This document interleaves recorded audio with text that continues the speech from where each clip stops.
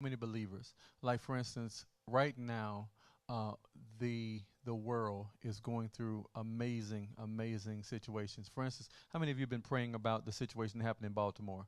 How many of us have been praying? Some of us may not even know. We may not watch the news. It's almost like the Skyway Bridge, and they compared it in a news article to our Skyway Bridge. And so as it was going underneath, I guess they lost power, lost control, and then they hit the bridge, and the bridge came tumbling down. And so I don't think that there were any cars. I don't think there were any cars on the bridge, but then there were workers who were on the ship that fell into the water, or that they got. I think they were saying there six of them. I think there's six of them that are consumed. I mean, they're thinking are potentially deceased at this point. And so when you look at that, you think about, and those guys really didn't. It wasn't their fault. It wasn't anything that they could have done, and it wasn't their family's fault. But they now are suffering because they were in the wrong place at the wrong time. And then the ship lost power. They couldn't control it. And man, I can't even imagine how the captain of that ship, what emotionally he's going through, what the company is going through, all those processes. But again, we have to always pray for people, because the reality is, either that could have been us in a situation. I think about all the times that I've gone over a bridge. Now I'm almost afraid to go down to the Florida Keys, because I don't know about going across that was it how many miles that is, that bridge that goes all the way. I'm like, I don't know about going across that bridge. And now I'm even challenged sometimes with going across the sky. Well, I don't have fear or whatever. I drive across it, but I'm like, my God, I'm looking both ways. I'm looking to the left and to the right, make sure ships coming, nothing is coming that they can knock it over, because I want to make it across.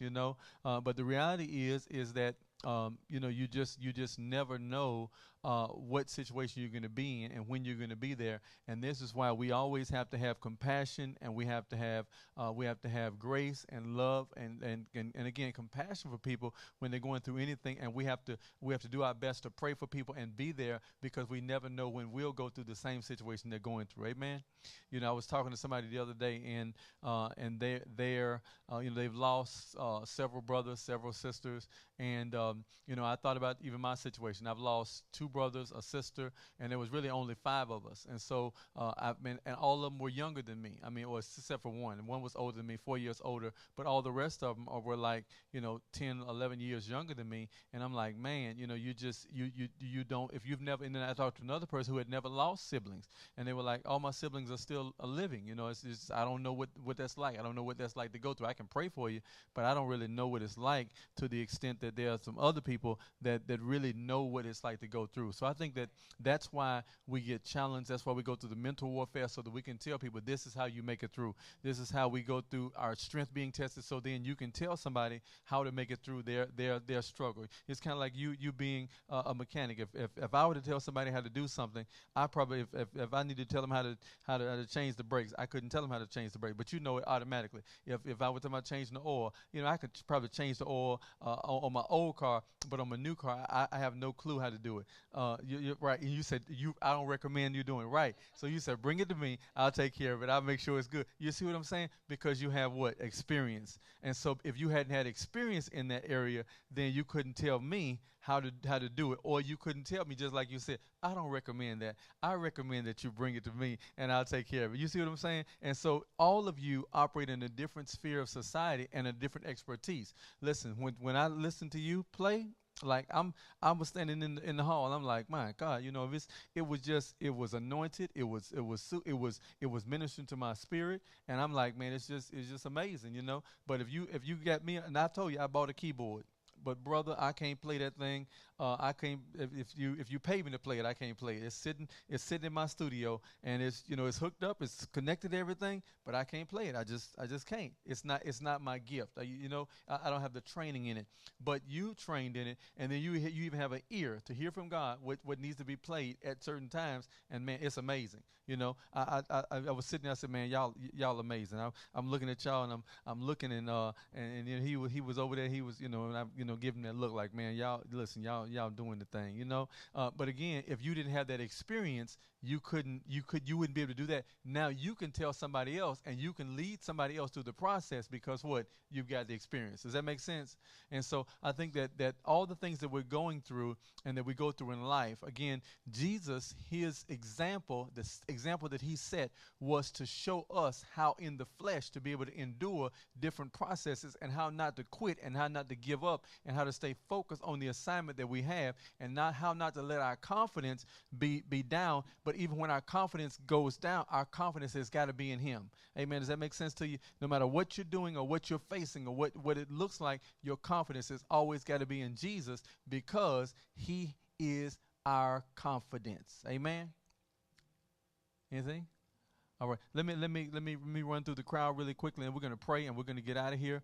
I really believe that I'm really excited about this Sunday. I've been waiting to preach this message for a couple of weeks now, and I just wanted to hurry up and get to this message. I wanted to skip over a couple of the other ones because I'm talking about resurrection.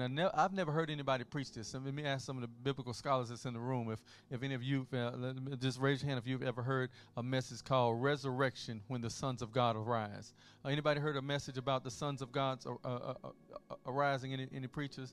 Any apostolic preachers, prophetic preachers in the house? Have you heard a word like that? When resurrection is when the Son of God arises, and so it's an example and Jesus became a model. He became a prototype of who we are supposed to be as we overcome death, as we overcome hell, as we overcome the grave, as we overcome these different processes. But it causes us to arise to become all that we were called to be. It's a time when we look at life and say, I don't care what I'm facing. I don't care what life throws at me. I am destined. I am predestined to achieve greater. I'm predestined to achieve more. I am a conqueror. This will not destroy me. This will not take me out. Even this too will pass. And I'm telling you, I believe that God is faithful. God is committed. God is he's already committed to our trial before we even get into our trials.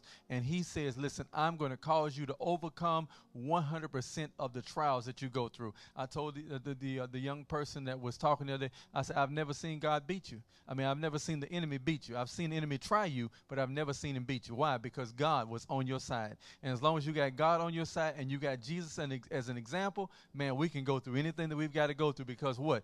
God has already predestined that we're going to be able to achieve. I look back over my life. I was thinking about it today when we were at one of the meetings that we were at, and I was sitting and I said, man, matter of fact, as we just got through eating, our early dinner, and I thought about it. I said, there is nothing that I've ever put my mind to that God, and I've ever professed and confessed that God didn't let us achieve. Everything that we're seeing now are things that we confess, everything that we prophesied, God brought it to pass.